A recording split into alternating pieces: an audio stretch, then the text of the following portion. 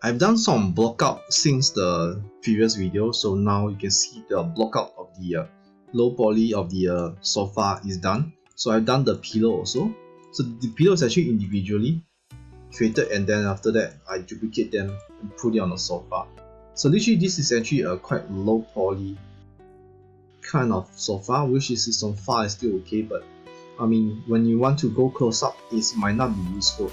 So again, what are you trying to create for project for using this object? What is the purpose of this object and what kind of game you're making, right? Also will determine the quality you're trying to get for your game. In this case, we were using let's say a more realistic character, and probably this is actually a third person game, right? So you see here when my character is able to sit on the chair, okay, so that you see the knee is just right on the height of the cushion. Okay, so the cushion actually the pillow will be when you can try what you can try a lot of times is what I do is actually I make the character flat, and I will check if let's say what happens if the character sit, can he still sit?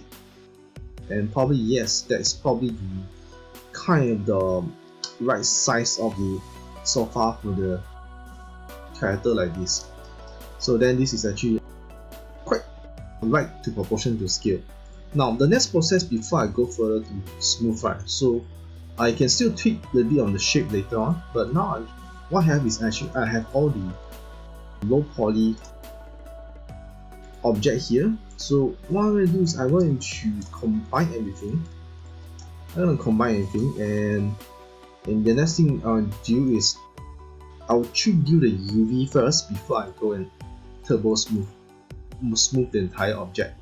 So why I will do that? Because when you done it properly, the UV set before going to smooth, when you go to smooth, it's actually a bit harder to do the UV. So here as you will see that I actually done the UV tiling properly, the UV unwrapping properly already.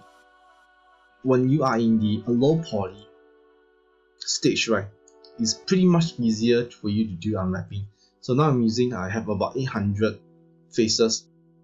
Smooth it, right? So here's an example if I want to show you actually what will happen if I were to smooth this one and the UV will not change. It would be very good for you to unwrap it first before you smooth. So I'm using this function, the smooth here, so you'll see me use a lot of time.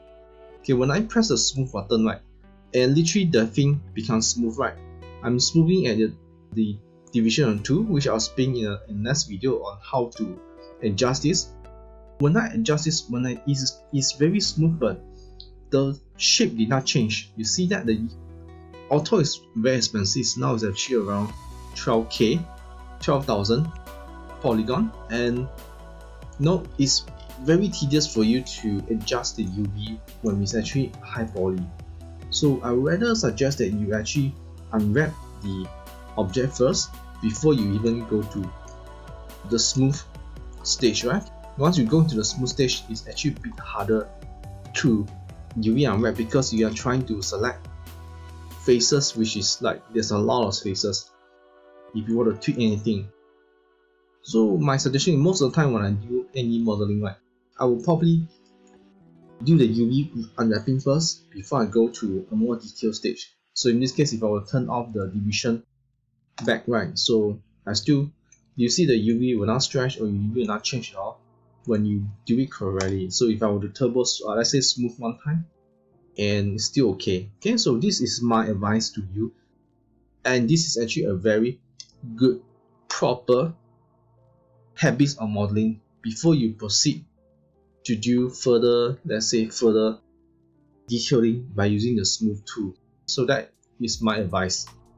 Do practice this habit. So now I'll talk about the pillow here. So literally the pillow is actually the same method as doing with the sofa. So what I can do is I will show you.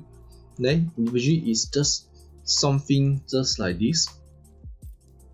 I'm using just a cube to adjust, so probably just do a quick demo on this for you to see before I go to the next stage. So the same process, I've just create a box, and then when I the box, I'll probably get a shape that I probably think is the right shape.